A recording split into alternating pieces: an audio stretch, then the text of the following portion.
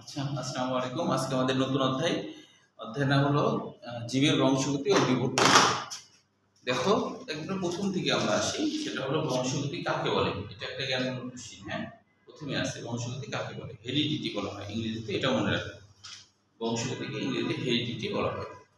মাতাপিতার বৈশিষ্ট্যগুলো বংশানুক্রমে সঞ্চারিত হওয়ার প্রক্রিয়া হলো বংশগতি। এটা তো সোজা, এটাতে কোনো সমস্যা নাই। এখন বলছে জেনেটিক্স জিনিসটা কি, যে বংশগতি সম্বন্ধে বিশদ আলোচনা ও গবেষণা করা হয় বংশগতিবিদ্যা নামের যে বিজ্ঞানের বিশেষ শাখায়, বা বংশগতিবিদ্যা ইংরেজিতে বলা হয় জেনেটিক্স। আচ্ছা, এখন আমরা চলে আসি নিচের দিকে। জেনেটিক্স যেহেতু আলোচনা হলো, সেহেতু জেনেটিক্সটা একটু দেখো যে এটা সম্পর্কে আমরা বিস্তারিত জানবো। হ্যাঁ, যে এটাকে বলা হয় যে ডিএনএ। তোমরা কিছুটা একটু জানো, এটা নিয়ে বিস্তারিত আলোচনা করবো। তো এই ডিএনএ এর মধ্যে এক একটা খন্ডাংশ এক এক ধরনের প্রোটিন তৈরি করে। ধরো এই খন্ডাংশ এক ধরনের প্রোটিন তৈরি করলো, এই খন্ডাংশ আরেক ধরনের প্রোটিন তৈরি করলো, এই খন্ডাংশ আরেক ধরনের প্রোটিন তৈরি করলো। তাহলে এটা একটা জিন, এটা আরেকটা জিন। এটা ধরো জিন 2, এটা জিন 1, এইটা হলো আরেকটা জিন 3। তার মানে ডিএনএ যে খন্ডাংশ প্রোটিন তৈরিতে ভূমিকা রাখে, ডিএনএ যে খন্ডাংশ প্রোটিন তৈরিতে ভূমিকা রাখে, তাকে আসলে জিন বলা হয়। ডিএনএ যে খন্ডাংশ প্রোটিন তৈরিতে ভূমিকা রাখে, তাকে বলা হয় জিন। জিনের সরল বাংলা অর্থ কিন্তু প্রকাশ হওয়া। জিনের সরল বাংলা অর্থ হলো প্রকাশ হওয়া।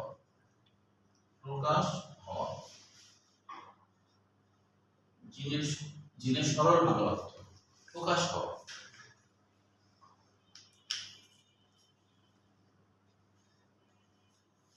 জিনের সরল বাংলা অর্থ কি?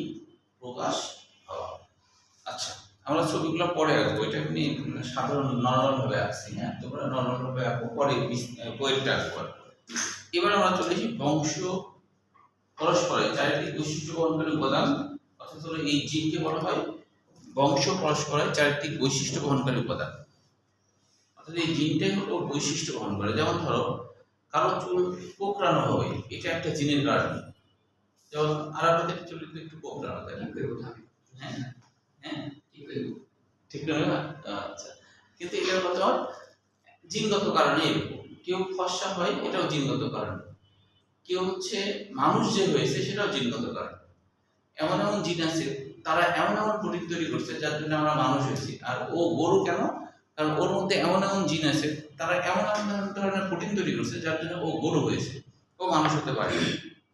কেউ ছাগল হয়েছে, তার মধ্যে এমন এমন জিন আছে, যে জিন কি করেছে, ওকে ছাগল বানাইছে। তো এটাই বলছে যে এমন একটা উপাদান, যে উপাদানটা বংশ পরস্পরায় চারিত্রিক বৈশিষ্ট্য বহন করে। বুঝছো? তো এখন তার হচ্ছে যে চোখের কালার কেমন হবে, সেটাও জিন দ্বারা নির্ধারিত। ফর্সা কালো তো জিন দ্বারা নির্ধারিত, লম্বা হবে না খাটো হবে, এটাও জিন দ্বারা নির্ধারিত। বুঝতে পারছো? তো সবই হলো। তো এই জন্য বলছে প্রকাশ হয়, বাংলা অর্থ প্রকাশ হওয়া। এখন আমরা মূল আলোচনায় আসি। মাতা পিতার বৈশিষ্ট্যগুলি তাদের সন্তানদের সঞ্চারিত হয় বংশগতি বস্তুর মাধ্যমে। এগুলো হলো কি? ক্রোমোসোম, জিন, ডিএনএ। তো তাহলে দেখো যে ক্রোমোসোম মানে কি, এর আগে আমরা জেনেছি, তাই না? যে ক্রোমোসোম বলতে দুটো জিনিসকে একসাথে ক্রোমোসোম বলা হয়। ক্রোমোসোম হলো দুটো জিনিসকে একসাথে ক্রোমোসোম বলা হয়। হ্যাঁ, একটা হলো ডিএনএ আর আরেকটা হলো প্রোটিন। এটা হলো ক্রোমোসোম। ক্রোমোসোমকে ভাঙলে এর মধ্যে তুমি ডিএনএ পাবা, আবার ডিএনএ কে বিশ্লেষণ করলে এর মধ্যে তুমি জিন পাবা। ব্যাপারটা এরকম। ক্রোমোসোম গঠিত, যে এই যে আমরা এরকম একটা ক্রোমোসোম আগে মনে করব, ক্রোমোসোমের মধ্যে আমরা পাই হলো ডিএনএ। এই মনে করো আমরা ডিএনএ পেলাম।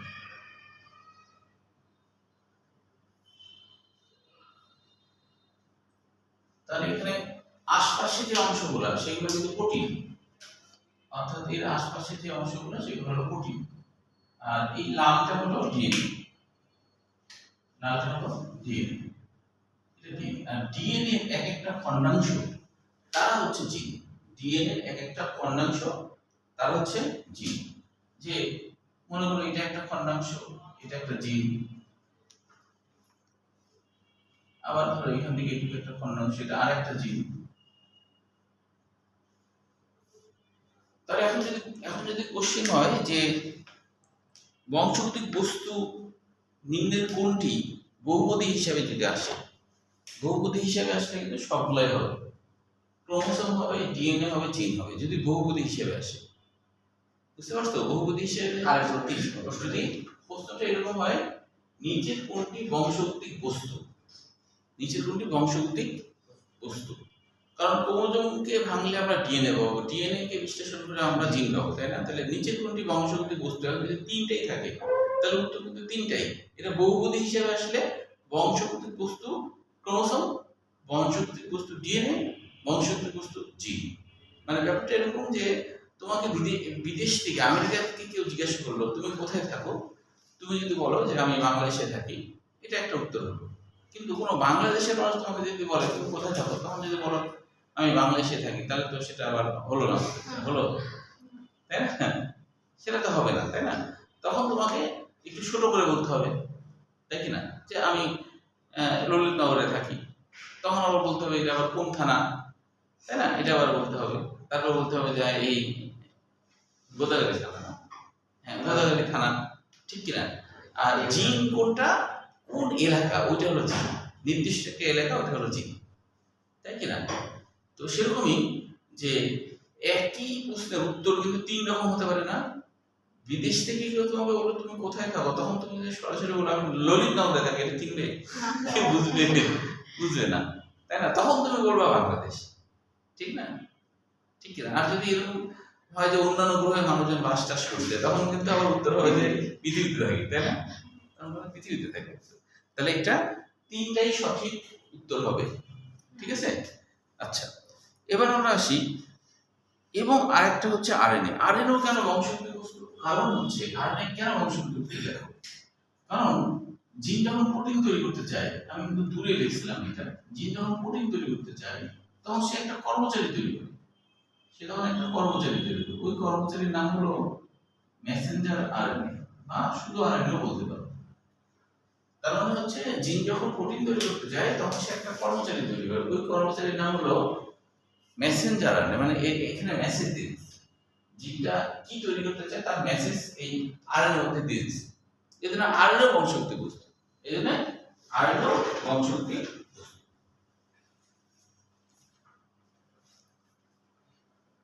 এবার দেখো এখানে ছবিটা আমরা একটু বুঝবো, হ্যাঁ ছবিটা, এখানে একটা ছবিতে দেখো ক্রোমাটিন আছে, হিস্টোন আছে, নিউক্লিওজোম আছে, আর ডিএনএ হেলিক্স আছে। বুঝতে পারছো? তিনটা জিনিস আছে। তো এটা একটু আমরা বুঝি। আমরা এর আগে কিন্তু জেনেছিলাম ক্রোমাটিন মানে কি, এটা জেনেছি, তাই না? ক্রোমোসোম মানে কি সেটাও জেনেছি, মনে আছে? ক্রোমোসোম মানে কি, ক্রোমোসোমের বাংলা অর্থ কি মনে নাই? ক্রোমোসোমের বাংলা রঙিন বস্তু, তাই না? ক্রোমা মানে রঙিন, হ্যাঁ সম্পূর্ণ বস্তু, রঙিন বস্তু। আর ক্রোমাটিনের বাংলা অর্থ কি জেনেছিলাম? ক্রোমাটিন মানে ক্রোমোসোম, আর টিন মানে অর্ধেক। হ্যাঁ সুন্দর। ক্রোমাটিন, এই ক্রোমা মানে ক্রোমোসোম, টিন মানে সুতা। ক্রোমোসোম যখন সুতার মতো থাকে, ক্রোমোসোম যখন সুতার মতো থাকে তখন, হ্যাঁ ক্রোমোসোম যখন সুতার মতো তখন সেটাকে আমরা বলবো ক্রোমাটিন। আচ্ছা, এখন এখানে বলছে হিস্টোনটা কি, এবার একটু খেয়াল করো হিস্টোন। ডিএনএ এটা তো সুতার মতোই এমনি নরমালি, হ্যাঁ সুতার মতো, কিন্তু এই সুতাটা তুমি যদি এমনিতে ফেলে রাখো নিউক্লিয়াসের ভিতরে, তাহলে সুতাটা কিন্তু এত বেশি দলা পাকিয়ে যাবে, ও ঠিকভাবে কাজ করতে পারবে না। কারণ ডিএনএ এর এক একটা খণ্ডাংশ যারা হচ্ছে প্রোটিন তৈরিতে ভূমিকা রাখে, তো যদি বেশি পেঁচাই থাকে তাহলে ওই খণ্ডাংশগুলা কোনো প্রোটিন তৈরি করতে পারবে না। কেন পারবে না? প্রোটিন তৈরি করতে গেলে তাকে কিন্তু সেখানে এনজাইম বসাতে হবে, তাই না? তাকে এনজাইম বসাতে হবে। তো এখন যদি একটা ডিএনএ দেখা যাচ্ছে এত বেশি পেঁচাই আছে, এত বেশি পেঁচাই আছে, মনে করুন পেঁচাই আছে, তো এত পেঁচাই থাকলে তার পক্ষে জটিলতা হলো এখানে একটা জিন প্রোটিন তৈরি করতে যাচ্ছে, প্রোটিন তৈরি করতে হলে এখানে এনজাইম আসতে হবে, এনজাইম তখন বসাতে পারবে না, এনজাইম যদি না বসায় তাহলে কাজও করতে পারবে না। তাহলে ওই সুতাটা বেশি বেশি পেঁচাই গেলে ঝামেলা। যেমন আমরা যে ঘুরটি উড়াই না, ঘুড়ি তো চিনো তাই না? ঘুড়িতে উড়ানো হয়, ঘুড়িতে বিশাল বড় সুতা আছে না, ওই সুতা কি একটা লাটাইয়ের সাথে বেঁধে রাখা হয় না? কেন লাটাইয়ের সাথে বেঁধে রাখা হয় বলো তো? দলা পেকে না, দলা পাকিয়ে যাবে না, তুমি আর উড়াতে পারবে না। তাহলে একটা লাটাইয়ের সাথে বেঁধে রাখতে হয়, অনেক লম্বা সুতা, তাই কি না? ঠিক তেমনি ভাবে মানুষের যে ডিএনএ, যদিও ডিএনএ এর আশেপাশে প্রোটিন থাকে, তখন এটা ক্রোমোসোম নাম হয়। হ্যাঁ, শুধু ডিএনএ এর কথা চিন্তা করো, এই ডিএনএ যদি কোনো কিছুর সাথে পেঁচানো না থাকে তাহলে এটা দলা পাকিয়ে যাবে, জিন তখন প্রোটিন তৈরি করতে পারবে না। সেই জন্যেই ডিএনএ সবসময় কি হয়, এরকম একটা প্রোটিন, যে প্রোটিনের নাম হিস্টোন প্রোটিন, এই হিস্টোন প্রোটিনের সাথে পেঁচিয়ে থাকে। আরো কোনোভাবে থাকে, আমি ধরো দুটো দিলাম, এইভাবে থাকে।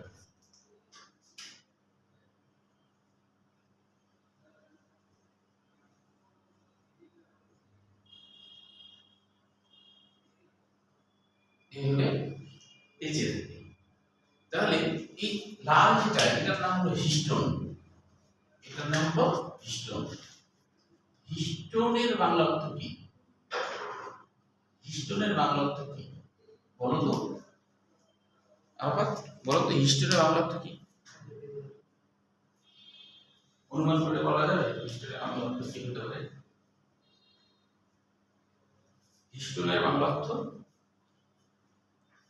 আচ্ছা এটা এখানে আমাকে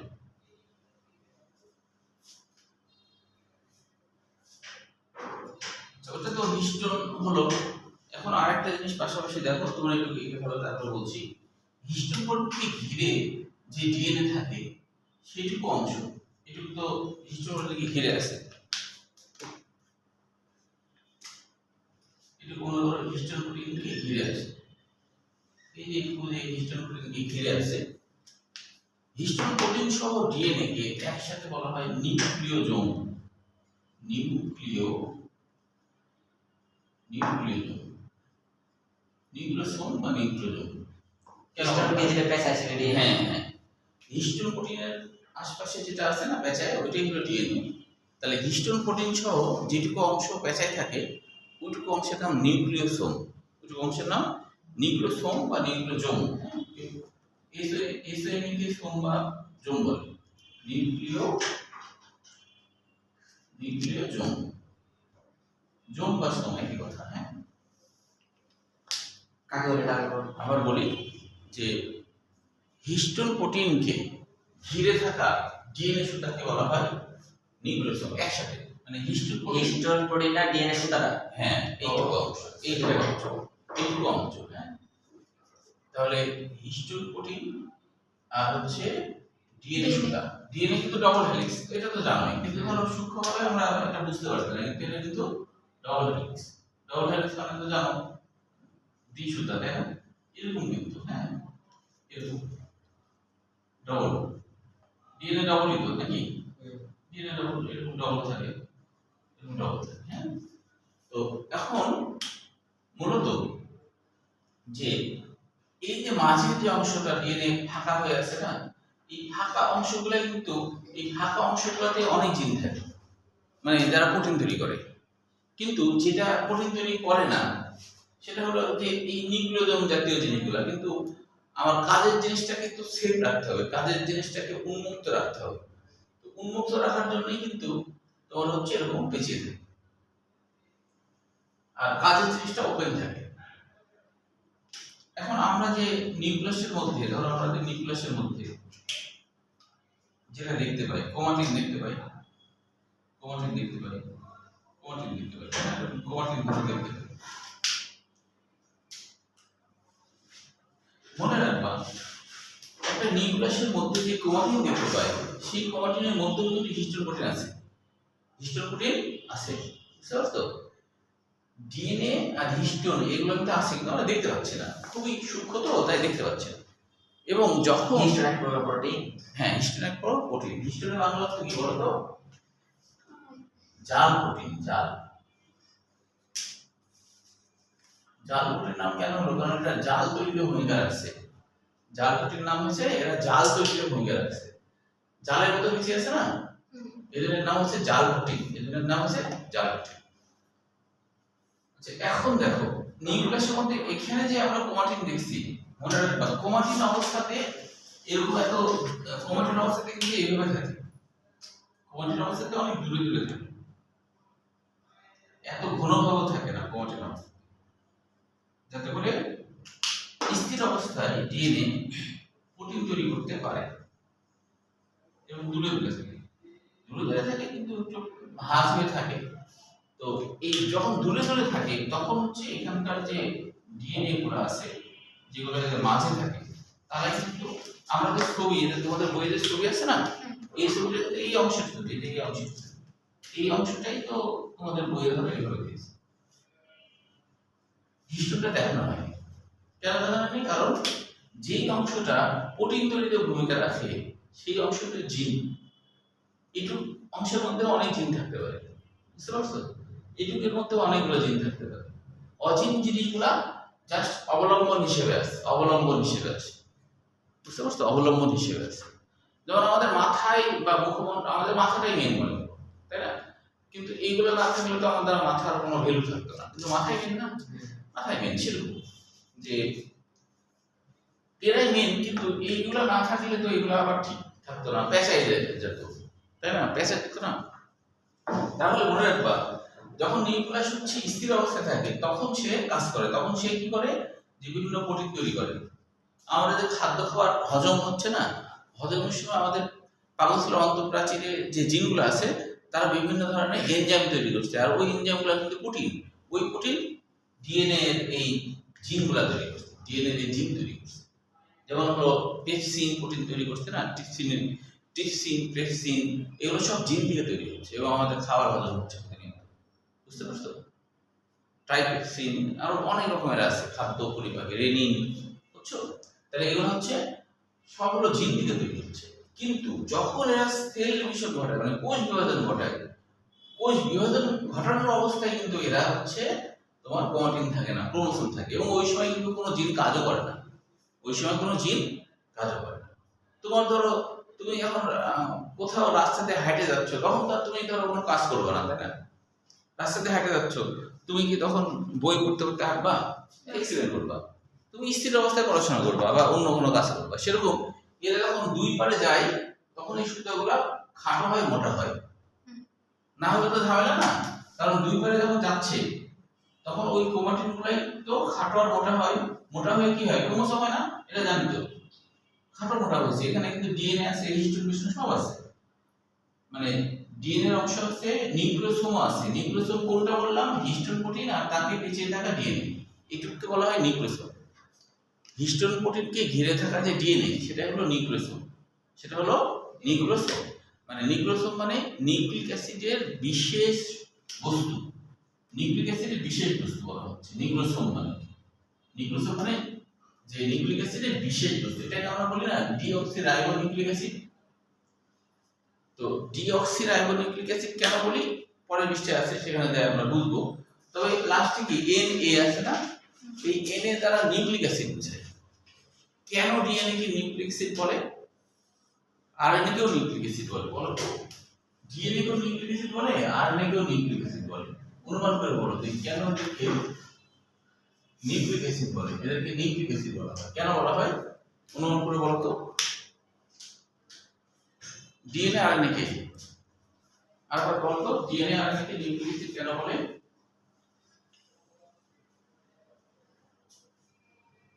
বলো, অনুমান অনুমান করে বলা যাবে? আচ্ছা দেখো কেন বলে, কারণ হচ্ছে ডিএনএ থাকে নিউক্লিয়াসে, নিউক্লিয়াসে থাকে তাই নিউক্লিক, নিউক্লিয়াসে থাকে তাই নিউক্লিক অ্যাসিড নামকরণ কেন হয়েছে? কারণ এই যে ডিএনএ যেটা, এর মধ্যে এক ধরনের অ্যাসিড থাকে, ফসফরিক অ্যাসিড থাকে, এই জন্য এর নাম হচ্ছে যে ডিএনএ মানে ডিঅক্সি রাইবোনিউক্লিক অ্যাসিড, এটা তো আমরা বলি, তাই না? এখানে হচ্ছে এটা এমন একটা অ্যাসিড যেটা থাকে নিউক্লিয়াসে এবং এর সাথে একটা রাইবোজ সুগার থাকে, তবে অক্সিজেন ছাড়া রাইবোজ সুগার থাকে। এখন আরএনএ কেও আমরা বলি রাইবোনিউক্লিক অ্যাসিড, তাই না? কিন্তু এই যে এনএ আছে মানে কি নিউক্লিক অ্যাসিড, তাহলে নিউক্লিক অ্যাসিড মানে নিউক্লিয়াসে পাওয়া যায়। কিন্তু আসলে আরএনএ নিউক্লিয়াসে তেমন একটা পাওয়া যায় না। কিন্তু এর নাম তারপরেও কেন হলো এনএ বা নিউক্লিক অ্যাসিড?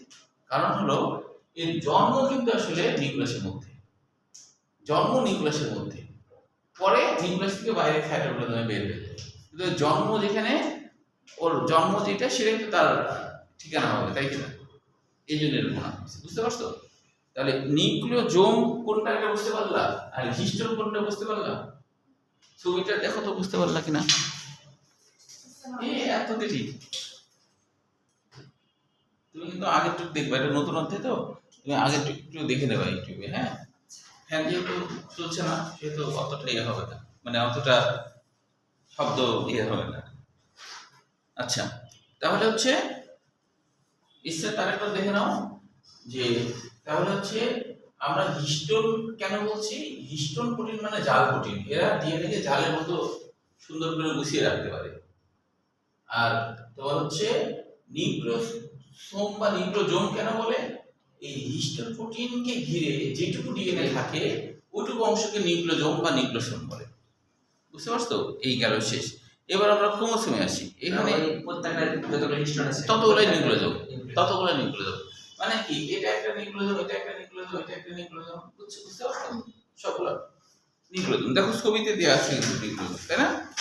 দেখছো ছবিতে নিউক্লিওজোম দেওয়া আছে, এই যে এখানে। দেখতে পাচ্ছো? আচ্ছা, তাহলে হ্যাঁ, এবার একটু দেখি আমরা। এবার আমরা দেখবো হলো যে ক্রোমোসোম, এটা সৃজনশীল হিসেবে পড়তে হবে।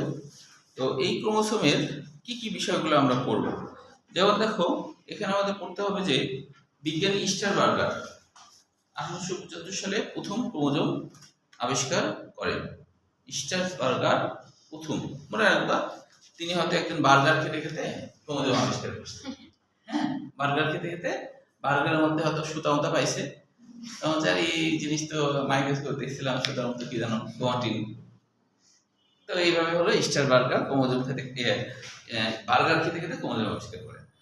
প্রজাতির বৈশিষ্ট্য ভেদে কোষে এর ডিপ্লয়েড 2 সেট ক্রোমোসোম, যার এক সেট মাথা থেকে একটা পিতা থেকে আসে। প্রজাতি ভেদে এর ডিপ্লয়েড সংখ্যা 2 থেকে 1600। মানে কি ডিপ্লয়েড সংখ্যা? মানে আমাদের যেমন 46টা ক্রোমোসোম আছে, তাই না? আমাদের কয়টা আছে? 46টা ক্রোমোসোম আছে না? তো 46টা ক্রোমোসোমের 23টা হলো মাথা থেকে আসে আর 23টা হলো পিতা থেকে আসে। আমরা উভয়েরই ক্রোমোসোম বহন করে আছি, মাথা থেকে 23টা, পিতা থেকে 23টা। এই জন্য আমরা বলি যে 23 জোড়া, তাই না? 23 জোড়াকে বলা হয় ডিপ্লয়েড। মানে মাথা থেকে আসা, পিতা থেকে আসা দুইটা ক্রোমোসোমই একসাথে যুক্ত হয়ে থাকে, একসাথে যুক্ত হয়ে থাকে। একই গুণসম্পন্ন ক্রোমোসোম একসাথে এসে মিলিত হয়। বড়রা বড়র সাথে, ছোটরা ছোটর সাথে, মাঝারি এটা যুক্ত অবস্থায় এটাকে কি বলে? এটাকে ডিপ্লয়েড বলে। যখন যুক্ত হয়ে থাকে তখন এই অবস্থাকে বলা হয় ডিপ্লয়েড। ডিপ্লয়েড। কিন্তু যখন শুক্রাণু ডিম্বাণু তৈরি হয় আলাদা, শুক্রাণু ডিম্বাণু যখন তৈরি হয়, শুক্রাণু ডিম্বাণুতে যে নিউক্লিয়াস থাকে না, ওই নিউক্লিয়াসে ক্রোমোসোম কিন্তু এরকম যুক্ত হয়ে থাকে না, এলোমেলো থাকে, একা একা থাকে, বুঝছো? কেউ কারোর সাথে লেগে থাকে না, যুক্ত হয়ে থাকে না, তখন এটা বলা হয় হ্যাপ্লয়েড। তখন এই ক্রোমোসোমের নাম কি হয়? হ্যাপ্লয়েড। একস্থ ক্রোমোসোম, হ্যাপ্লয়েড। বুঝতে পারছো? Diploid, haploid.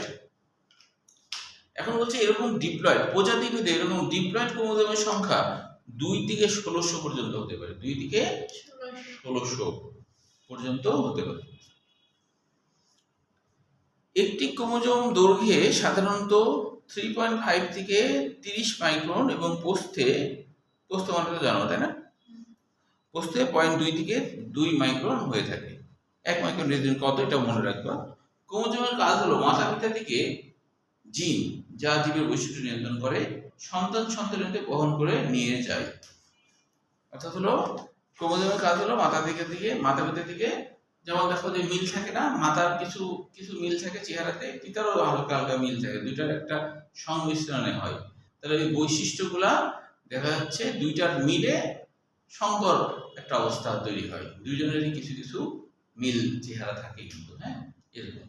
তো অনেক সময় যেমন ওই যে একটা ইয়েতে দেখলাম, যে ফেসবুকে দেখলাম যে একটা হলো তোমার ওই একটা কুকুরের তোমার হচ্ছে ও হলো ইয়ে কুকুর, মানে লালচে ধরনের কুকুর। তো ওর হচ্ছে বাচ্চা, তো বাচ্চা সবগুলো হয়েছে সাদা, একটা কালো।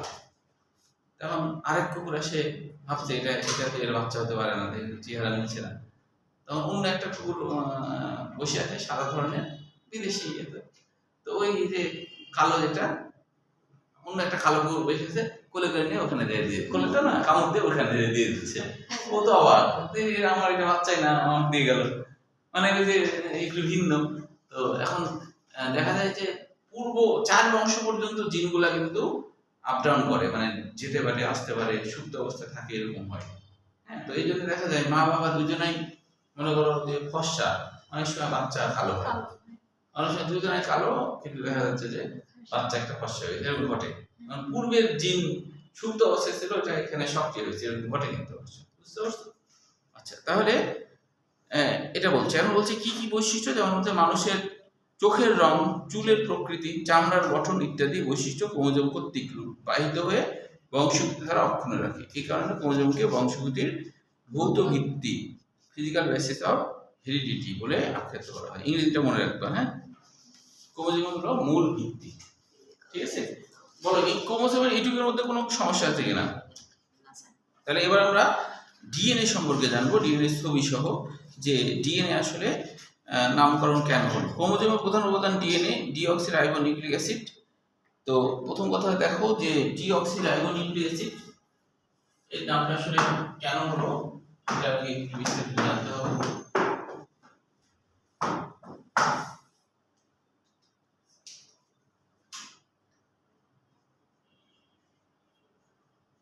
ডিঅক্সি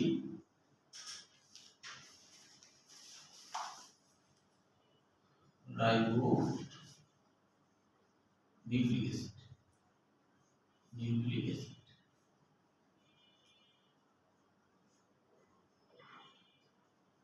তো প্রত্যেকটারই আলাদা আলাদা বাংলা অর্থ আছে, হ্যাঁ। এই ডি মানে ছাড়া বা মুক্ত, ডি মানে ছাড়া বা মুক্ত,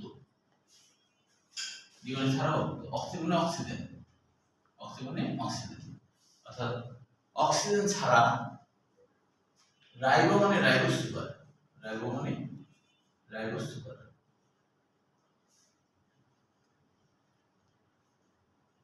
রাইবোজ সুগার, রাইবোজ সুগার। তো রাইবোজ হলো 5 কার্বন বিশিষ্ট, এটা একটু সাদা ধরনের সুগারটা হয়, হ্যাঁ। 5 কার্বন বিশিষ্ট সাদা শর্করা, 5 কার্বন বিশিষ্ট সাদা শর্করা, হ্যাঁ। আর আমি তো বললাম যে নিউক্লিক অ্যাসিড মানে কি, নিউক্লিক মানে হলো নিউক্লিয়াসে থাকে, নিউক্লিয়াসে পাওয়া যায়, নিউক্লিক, নিউক্লিয়াসে, নিউক্লিয়াসে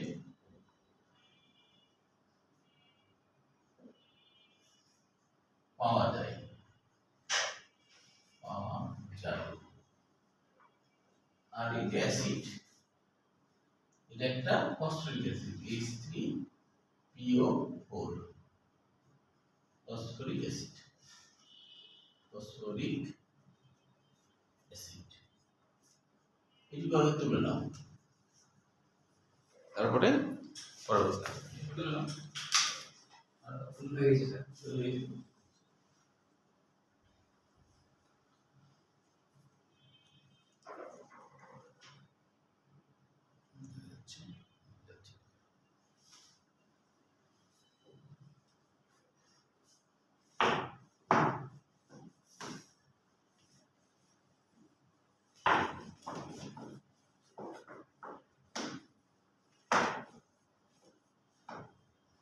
স্টার্ট হয়েছে, তোমার হয়ে গেছে, তোমার হয়েছে। আচ্ছা, তাহলে এবার আমরা একটু দেখি যে অক্সিজেন ছাড়া রাইবোজ সুগারটা কেমন দেখতে, খেয়াল করো।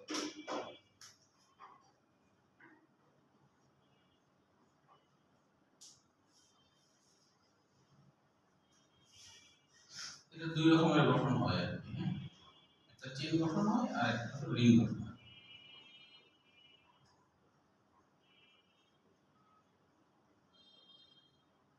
এটা হলো 1 নম্বর কার্বন, এটা 1 নম্বর কার্বন, এটা 2 নম্বর কার্বন, এটা 3, এটা 4 আর এটা হলো 5। এখন এটা স্বাভাবিক অবস্থা, মানে এমনি ধরো দ্রব্য অবস্থা যখন হচ্ছে কোনো পানির মধ্যে দ্রবীভূত হয়নি, নরমাল রেখে দিলে এরকম ভাবে এটা অবস্থা থাকে। কিন্তু এটা যখন বিক্রিয়া অংশগ্রহণ করে, মানে পানির মধ্যে একে ছেড়ে দেওয়া হয়, পানির মধ্যে তো আসলে যৌগগুলো গঠন হয়, পানির মধ্যে ছেড়ে দিলে এটার চেহারাটা একটু চেঞ্জ হয়। কিরকম চেঞ্জ হয়, যে এই যে 1 নম্বর কার্বনটা আছে আর 4 নম্বর কার্বনটা আছে, এই দুইজন একসাথে একীভূত হয়, এই দুইজন একসাথে একীভূত হয়। একীভূত হলে কি হয়, এখানে তো OH আছে, এখানেও OH আছে, তাহলে আমরা জানি OH আর OH যদি একসাথে যোগ করা হয়, যুক্ত করা হয়, তাহলে দেখো এই যুক্তে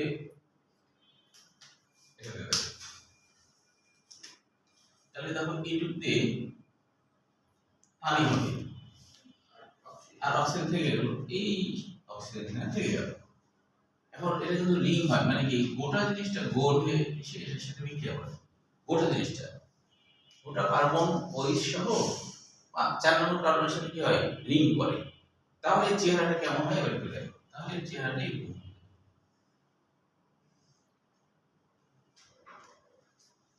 যেটা হলো ডিএনএ গঠনে এই চেহারাটা দেখানো হয়েছে।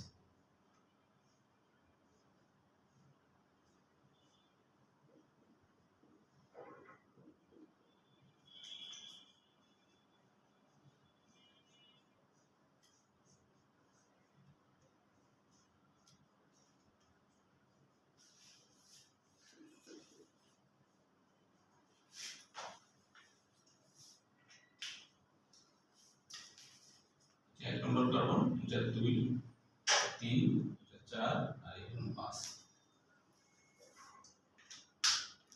দেখো রিংটা গঠন হয়েছে কিন্তু এই 1 আর 4 এর মধ্যে, রিং এর মধ্যে কিন্তু এ ছিল না, এই জন্য এখানে দেখো রিং এর মধ্যে নাই, আছে রিং এর বাইরে আছে না, রিং এর মধ্যে এই রিং যখন তৈরি হয় 1 আর 4 এর মধ্যে রিং তৈরি হয় না, তাই কি না, রিং যখন তৈরি হয় 1 আর 4 এর মধ্যে রিং তৈরি হয়। 4 এর তুলনা তুলনা আর একসাথে দুই কাজ করা ঠিক, হ্যাঁ, এটা হলো যে এটা তৈরি পানিতে ওই চেইন আকারের যে রাইবোজ সুগার আছে না, ওটা যদি তুমি পানিতে ফেলো তাহলে এরকম চেহারা আসবে। কেন হয় সেটা বলছি, আগে একটু দেখো যে এরকম চেহারা কেন হয়।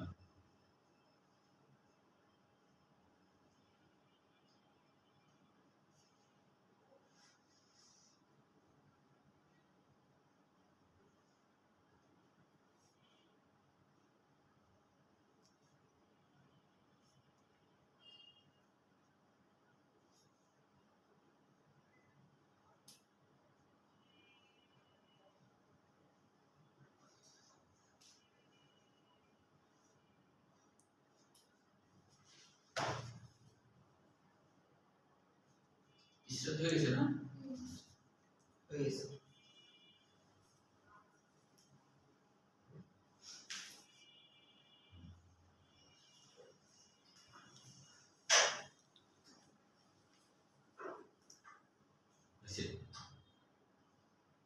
তাহলে এবার একটু বলে দেখাও, মানে এই ঘটনাটা কেন হলো আর কি, এটা কেন, এটা হলো স্বাভাবিক অবস্থা। এই জিনিসটি পানিতে ফেলে দিলে এরকম হয়, কেন হয়, কারণ হলো যে নরমালি 1 নম্বর কার্বন, এই 1 নম্বর কার্বন এটাকে বলা হয়, 1 নম্বর কার্বনে যে OH থাকে না, এই জিনিসটাকে বলা হয় অ্যালডিহাইড গ্রুপ। অ্যালডিহাইড গ্রুপ এটা তোমরা কেমিস্ট্রিতে জানো তাই না, অ্যালডিহাইড গ্রুপ বলা হয়, ঠিক না। তো অ্যালডিহাইড গ্রুপ খুবই সক্রিয়, ও কারোর সাথে বিক্রিয়া করতে পছন্দ করে, এরকম আর কি, হ্যাঁ।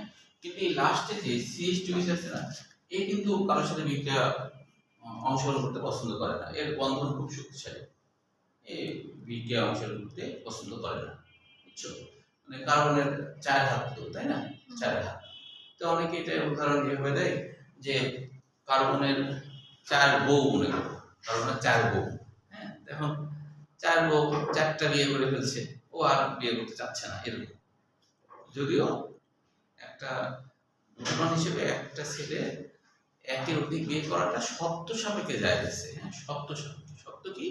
যে যদি সে সমান মানে সবকিছু সমান করতে পারে, ভালোবাসা থেকে শুরু করে টাকা পয়সা থেকে শুরু করে সব দিকে যদি সমানভাবে মন জয় করতে পারে, তাহলে তার জন্য জায়েজ হবে। কিন্তু আসলে সাধারণ মানুষের পক্ষে এই চারটা কেন দুইটা বিয়ে করলে সাধারণ মানুষ সমান মর্যাদা দিতে পারবে না, সমান পারবে সাধারণ মানুষের পক্ষে সম্ভব না। এই জন্য সাধারণ মানুষের জন্য আসলে একটার বেশি বিয়ে করাটা জায়েজের মধ্যেই পড়ে না।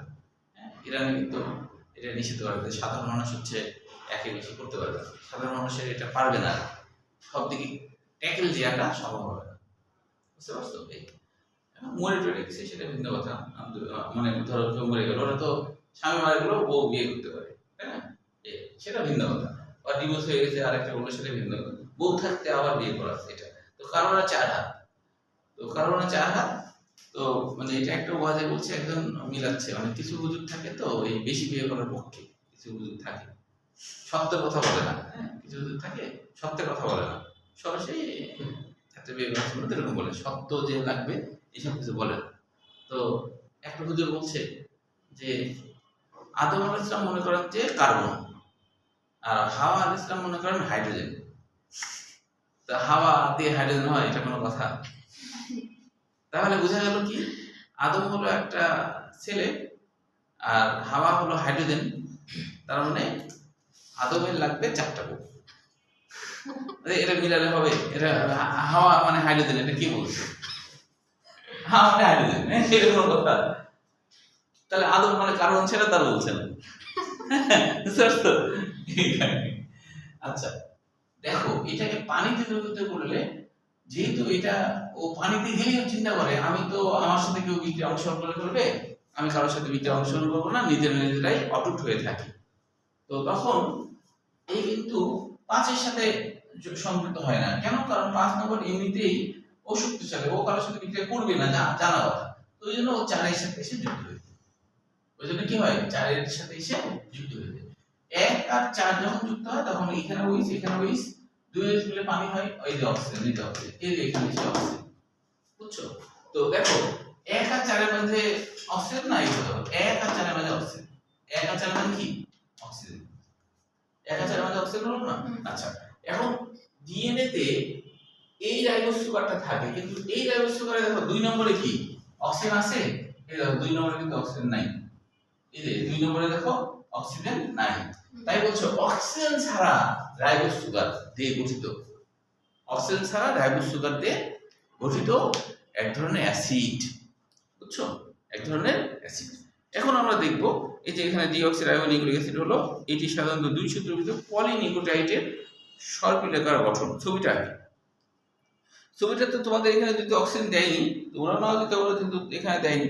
তো একটু ছবি আঁকি, এখানে অন্তত 4টা দিবা, 6টা আছে, অন্তত 4টা দিবা। হ্যাঁ, আমি 2-3টাকে একটু দেখাই যে এটা কেন এরকম গঠন বা কেন এইভাবে হলো সেটা একটু দেখি। হ্যাঁ, তাহলে এখানে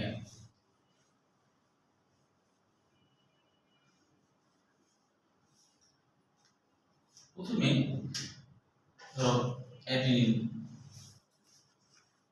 এইভাবে দিলে ভালো হয়, তোমাদের যেহেতু না দিলেও হবে।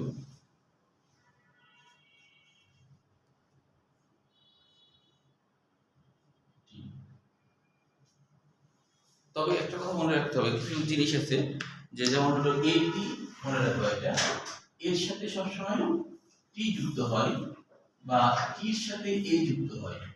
হ্যাঁ, আবার সির সাথে জি যুক্ত হবে বা জির সাথে সি যুক্ত হবে। এটা হলো সবসময় কনস্ট্যান্ট, এটা কিন্তু এলোমেলো হবে না। হ্যাঁ, অর্থাৎ হলো এর সাথে টি বা টি এ আগে পরে যাই হোক, যেমন বলে না একটা ছেলের সাথে একটা মেয়ের বিয়ে হয় বা একটা মেয়ের সাথে একটা ছেলের বিয়ে হয়, কথা তো একই কথা না? তো এখন পরীক্ষায় এগুলো কিন্তু আসে। হ্যাঁ, পরীক্ষায় আসে যে এভাবে দিল, এই এর সাথে ধরো জি দিয়ে দিল, মনে করো। হ্যাঁ, হবে না, তাহলে হবে না। এর সাথে ধরো সি দিল, হবে না? হবে না। তাহলে এটা মনে রাখবা এইভাবে যে এতে এসো টিতে টক খায়, এসো টক খায়, এতে এসো টিতে টক খায়, এসো টক খায়। সিতে মনে রাখবা, সিতে চলো জিতে যায়, চলো যায়, সিতে চলো জিতে যায়, চলো যায়। কয়জনে যাবো? কয়জন মিলে যাবো? 3 জন মিলে যাবো, 1 2 3। চলো যাই তিনজনে, চলো যাই তিনজনে। তাহলে একটা যদি মনে রাখতে পারো তাহলে অন্যটা তো দুইটা হবে, এটা মনে রাখাই যাবে। আরেকটা ভাবে মনে রাখবা, সি হলো ইংরেজি বর্ণমালার 3 নম্বর পজিশনে থাকে। সি হলো ইংরেজি বর্ণমালার 3 নম্বর এবিসি না, 3 নম্বর বন্ধন 3 নম্বর পজিশনে আছে। তাহলে শেষের তিনটে হাইড্রোজেন। এই যে আমরা সমান সমান মতো দিচ্ছি না, যদিও সমান সমান না দিয়ে ফোটাফোটা দেওয়া ভালো। কেন? কারণ এরা খুবই শিথিল যৌগ, এরা খুবই শিথিল যৌগ, খুব সহজে ভেঙে যায়। এই জন্য এটা ফোটাফোটা দিতে হবে। হ্যাঁ, তাহলে এরকম ফোটাফোটা দিয়ে আবার ধরো জি। আচ্ছা, এখন তুমি অন্যটা হলে ভাববা এইভাবে যে অন্যটা কেন হবে না। এতে এসো, জিতে কি হয় দেখো, জিতে হলো গয়েশ, গয়েশ খাই, গয়েশ খাওয়া যাবে? খাওয়া যাবে না, তার মানে এটা হবে না, তাই না? তাহলে দেখো এতে এসো, সিতে ছাই খাই, ছাই খাওয়া যাবে না, ছাই খাওয়া যাবে না, তার মানে এটা হবে না। এইভাবে মনে রাখতে হবে, উল্টা পাল্টা যেন না হয়। ঠিক আছে? এখন তুমি বইয়ের মতো করে নাও করতে পারো। আগে এটি আছে, তুমি আগে টি এ দিলা, তারপরে যেমন জিসি আছে তুমি সিজি দিলা, এটা তো সমস্যা না। আগে যদি সিজি দিই তাতেও কোনো সমস্যা নেই, আগে তুমি সিজি দিতে পারো, তাও কোনো সমস্যা নেই। কিন্তু এইটা ঠিক রেখে তুমি যেভাবে খুশি করবা, কিন্তু এটা করা যাবে না। ভু খাওয়া যাবে না, ছাই ছাই খাওয়া যাবে না। তারপরে তুমি ইচ্ছা মতো করতে পারো। ঠিক আছে?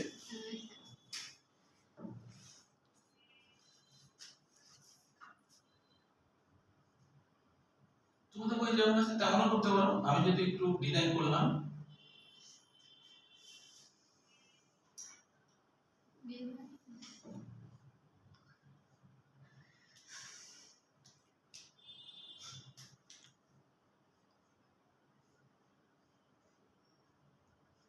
চিন্তা দেখলাম। হ্যাঁ, তার মাঝখানেটা 3 বন্ধনী দিলাম না।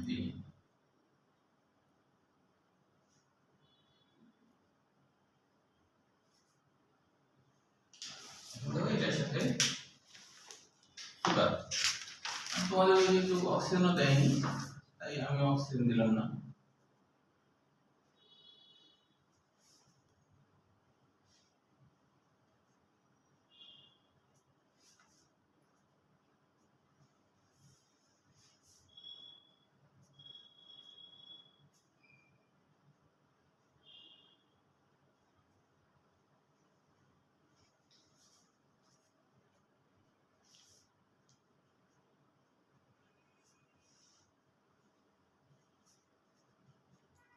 এটা হলো উল্টামুখী হয়েছে। কেন উল্টামুখী হয়ে আছে এটা আমরা বুঝবো, কেন এটা উল্টামুখী হয়েছে।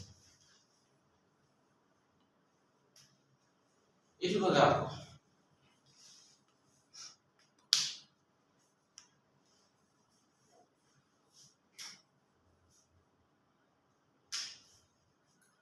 এটা 1 নম্বর কার্বন, এটা 2, এটা 3, এটা হলো 4, আর এটা হলো 5। এটা 1 নম্বর কার্বন, এটা 2 নম্বর কার্বন, এটা হচ্ছে 3 নম্বর কার্বন, তারপরে হলো 4, তারপরে হলো 5।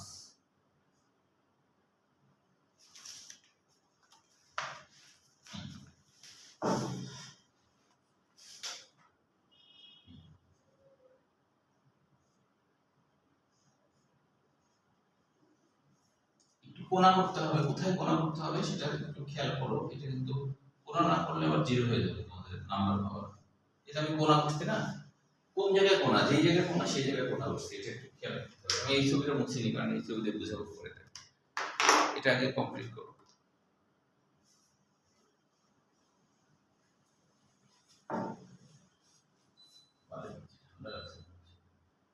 বাইরে মিষ্টি না আসলে আছে ওই তো একটা জিনিস যেটা আঁকো আঁকো দেখি, বৃষ্টি দেখতে ভালো লাগে। মিষ্টি হচ্ছে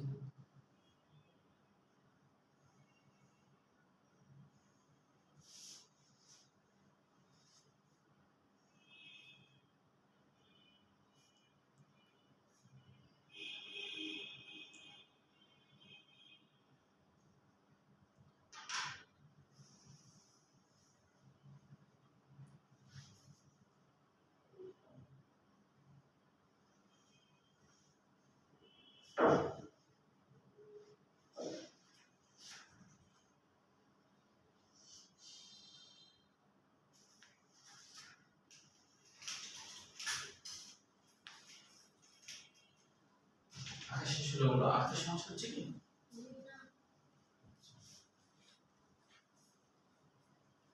না আঁকতে পারছো?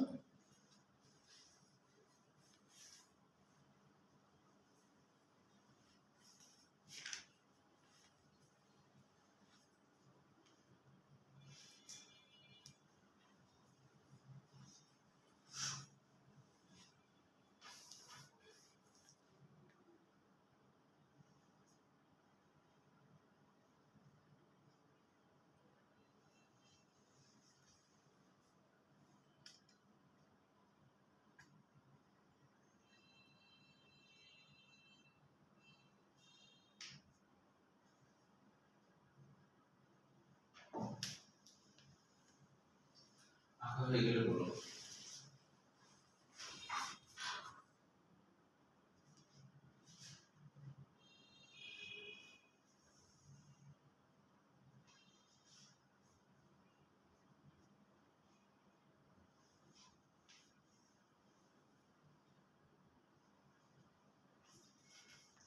এই হয়েছে? তোমার হয়েছে? মিমের বাকি আছে। স্যার বললাম না এটা অনেক বোঝার। আচ্ছা, প্রথম কথা হলো তোমরা আমাকে বলো তো যে কেন এটা সোজা হয়ে আছে, এটা কেন উল্টামুখী হয়ে আছে? মানে এটা হলো উল্টা দিক করে আছে, এটা তো চোখের দিক উপরে, তাই না? এটা চোখের দিক কি নিচের দিকে না? চোখের দিকে যদি অক্সিজেন আছে দেখানি তোমাদের, আমি দেখালাম না, এখানে কিন্তু অক্সিজেন আছে, হ্যাঁ। এবং যে ওই যে 1 আর 4 এর মধ্যে অক্সিজেন থাকে না, দেখো এটা 1 এটা 4, এর মধ্যে তো অক্সিজেন, ঠিক আছে? সবগুলো সেম, আমি করিনি, ধরো সবগুলো আঁকিনি, তোমাদের বই আঁকা নাই তাই আঁকলাম না, কিন্তু সবগুলোতেই কিন্তু এরকম, এটা 1 নম্বর কার্বন, এটা 2, এটা 3, এই 4 আর এইটা হলো 5। এটা মজা মজা হ্যাঁ আছে। হ্যাঁ। এখন বলো যে কেন কেন হচ্ছে এটা উল্টামুখী হয়ে আছে? কেন এটা উল্টামুখী হয়ে আছে? পারা যাবে? বলো তো, পারা যাবে কি উল্টামুখী হয়ে কেন আছে? আচ্ছা, তাহলে এবার একটু শুনে নাও কেন উল্টামুখী হয়ে আছে। এখন বইয়ে তো এটা ধরো লেখা নাই উল্টামুখী হয়ে কেন আছে, কিন্তু জানতে হবে না জানতে হবে না? বলো, জানতে হবে না? সায়েন্স তো, তোমাকে লজিক্যালি সব জানতে হবে। তাহলে ছবি আছে সব আছে কিন্তু তুমি জানো না, এমনি মুখস্থ করো, এটা কোনো কথা? তাহলে জানো এবার যে কেন উল্টামুখী হয়ে থাকে। প্রথম কথা হলো এই যে মাঝে যে জিনিসগুলো আছে, এই জিনিসগুলোকে বলা হয় নাইট্রোজেন বেস বা নাইট্রোজেন জাতীয় ক্ষার পদার্থ। এটাকে বলে নাইট্রোজেন বেস বা নাইট্রোজেন জাতীয় ক্ষার পদার্থ। এই মাঝের এইটুকু অংশ এটাকে বলে নাইট্রোজেন বেস বা নাইট্রোজেন জাতীয় ক্ষার পদার্থ। কেন? যে কারণ এদের এরা হলো ক্ষার জাতীয় পদার্থ এবং এখানে কি আছে? এখানে আছে নাইট্রোজেন। এখানে অধিক পরিমাণে নাইট্রোজেন থাকার কারণে এর নাম হয়েছে নাইট্রোজেন জাতীয় ক্ষার পদার্থ। এরা ক্ষার পদার্থ, তবে এখানে আছে নাইট্রোজেন, তাই এর নাম হলো নাইট্রোজেন জাতীয় ক্ষার পদার্থ বা নাইট্রোজেন বেস। Nitrogen base. সুগারের মধ্যে কোনো নাইট্রোজেন নাই, কাজে এটাকে তো আমি নাইট্রোজেন জাতীয় ক্ষার পদার্থ বলবো না, এর মধ্যে তো নাইট্রোজেনই নাই, ঠিক আছে? তারপরে ফসফরিক অ্যাসিড, এখানে কিন্তু ফসফরিক অ্যাসিড আছে, হ্যাঁ, এই যে পি দিচ্ছি না, পি মানে ফসফরিক অ্যাসিড, এখানেও কোনো নাইট্রোজেন নাই, তাহলে একে বলবো যে এটা নাইট্রোজেন বেস? বলবো না তো, কিন্তু এর মধ্যে আছে নাইট্রোজেন, তাই বলছি এর নাম নাইট্রোজেন বেস। এখন নাইট্রোজেন বেজের একটা বৈশিষ্ট্য হলো, নাইট্রোজেন বেজের একটা বৈশিষ্ট্য হলো যে এরা সব সময় সুগারের 1 নম্বর কার্বনের সাথে যুক্ত হবে, অন্য কারোর সাথে যুক্ত হবে না। নাইট্রোজেন বেজের একটা বৈশিষ্ট্য হলো এরা সব সময় সুগারের 1 নম্বর কার্বনের সাথে যুক্ত হবে, অন্য কারোর সাথে যুক্ত হবে না। তো এখন দেখো তো নাইট্রোজেন বেজ সুগারের 1 নম্বরে যুক্ত হয়েছে না? হয়েছে কিনা? এই যে 1, এটা তো 1, তাই না? এটাও 1, এটাও 1। এখন এইটা যদি আমি সরাসরি এখানে বসাতাম এইভাবে, তাহলে কি 1 পাইতো? দেখো তো 1 পাইতো কিনা, এটা ধরো কল্পনা করো আমি এখানে বসালাম, তাহলে কত পাবে? 4 বা 5 পাবে। না বুঝলে বলো, না বুঝলে বলো কথাটা। স্যার আবার বলুন। হ্যাঁ, আমি বলছি যে এই সুগারটা নাইট্রোজেন বেজের কাজ হলো সুগারের 1 নম্বরের সাথে যুক্ত হয়। এই যে এটা 1, তাই না? এটা 1 এর সাথে যুক্ত হয়, এটা নাইট্রোজেন বেজের বৈশিষ্ট্য। যেমন আমাদের তো 2 হাত 2 পা আছে, তা আমাদের বৈশিষ্ট্য কি? হ্যান্ডশেক করার সময় কি পা তুলে হ্যান্ডশেক করবো, নাকি আমরা এক হাত ডান হাতের সাথে হ্যান্ডশেক করবো, তাই না? তাই কি না? এটাই তো ভদ্রতা। বাম হাতেও করবো না, তাই না? পা তুলে করবো না, করবো না। তো নাইট্রোজেন বেজের বৈশিষ্ট্য হলো এরা সবসময় সুগারের 1 নম্বর কার্বনের সাথে যুক্ত হয়। একই সাথে লেখা, একই সাথে শোনা কিন্তু মুশকিল। লিখলে আমাকে থামতে বলো, তারপরে লেখো। না সমস্যা নেই। একের সাথে যুক্ত করে ঝামেলা যায়। আচ্ছা আচ্ছা, তো এখন কল্পনা করো যে এদের কাজ হলো 1 নম্বর ছাড়া অন্য কারোর কাছে সে যুক্ত হবে না, 1 নম্বরের সাথে যুক্ত হবে, ঠিক আছে? এখন ধরো আমার এইখানে যদি কেউ বসে থাকে, সে হ্যান্ডশেক করতে গেল, আমি বললাম যে তুমি তো আমার পায়ের কাছে আছো, না পা দিয়ে করবে, করবে না, করবে, এটা কেমন কথা? তাই বলবো না? ঠিক কিনা? আমার এই পাশে আছে মনে করো, হ্যান্ডশেক করতে যাচ্ছে, আমি এরকম বললাম করবে, করবে না, অভদ্রতা। তখন আমি ঘুরে যাই, হ্যান্ডশেক করবো। তো এখানে নাইট্রোজেন যেহেতু এক ছাড়া অন্য কারোর সাথে যুক্ত হবে না, তাই এই সুগারটা যদি সরাসরি সোজা হয়ে এখানে বসতো, তাহলে দেখো তো ওর এখানে কি ছিল, 4 আর 5 ছিল না? মানে কল্পনা করো এই জিনিসটা আমি এখানে বসালাম, তাহলে কি পাবে? 4 পাবে অথবা 5 পাবে? 1 পাবে? 1 তো পাবে না। ও আচ্ছা, 1 পাবে? 1 তো পাবে না। যদি 1 না পায়, তখন ও বাধ্য হয়ে আমার মতো, আমি যেমন বললাম আমার পিছে আছে, আমি পা এরকম ধরে দেবো না, আমি এরকম ঘুরে যাই, হ্যান্ডশেক করবো, তাই কি না? তো সেই কারণে সুগার ঘুরে যায়, 1 নিয়ে এসে বলছে এবার হ্যান্ডশেক করো। বুঝতে পারছো? সামনাসামনি দাঁড়ালে এটা কখনো হতো না। যেমন আমি প্র্যাকটিক্যালি দেখাই একটু, তুমি আসো এখানে, আসো প্র্যাকটিক্যালি দেখাই, তাহলে আরো বুঝবা। 3 জনে খেয়াল করো, তোমার 2 হাতটা ধরো, আমরা 2 জন এখানে দাঁড়ায় আছি, দেখো সবাই দেখো, আমরা দাঁড়ায় আছি। এখন দেখো তো সামনাসামনি দাঁড়ায় থাকাতে আমার ডান হাত তোমার ডান হাতে ধরছে, এটা কি ডান হাত বাম হাত চিনো তো? আচ্ছা, একটু উত্তর দেরি চলে যায়। আচ্ছা, তাহলে আমার ডান হাত কিন্তু তোমার ডান হাতে ধরেছে, সামনাসামনি দাঁড়াইছে বলে ধরেনি। আবার দেখো বাম হাত ডান হাতে মানে মিলছে না, মিলছে না। এবার তুমি ঘুরে দাঁড়াও তো, এবার দেখো তো ডান হাতে ধরছে, বাম হাত বাম হাতে ধরছে, তাহলে কি উল্টা হয়ে দাঁড়ালে কি ধরছে না? এই জন্যই সুগার হচ্ছে উল্টা হয়ে থাকে। বুঝতে পারছো? 1 নাম্বার ইয়াতে নাইট্রোজেন বেস। বুঝতে পারছো? তোমাদের কলেজে যে ফার্স্ট কয়েকদিন ধরে দেখো, বলতে পারে কিনা? নষ্ট হয় না, হ্যাঁ, নষ্ট হয় না। বাসায় যেতে বাসায় দিয়ে ধরবা, সব না বুঝে আন্দাজে খালি মুখস্থ, বইয়ে যা আছে খালি ধারা মুখস্থ, কোনো বুঝাবুঝি নাই, খালি আন্দাজে, কোনো কেন হলো কি হলো কিছু বলা নাই, আন্দাজে মুখস্থ। এইভাবে করলে তো আসলে পড়াশোনার ভালোবাসাটা তুমি বুঝবা না, পড়াশোনার যে মর্ম ওটা তুমি বুঝতে পারবা না। বুঝতে পারা যাবে? বুঝতে পারা যাবে না। আচ্ছা, এইটুকুই থাক।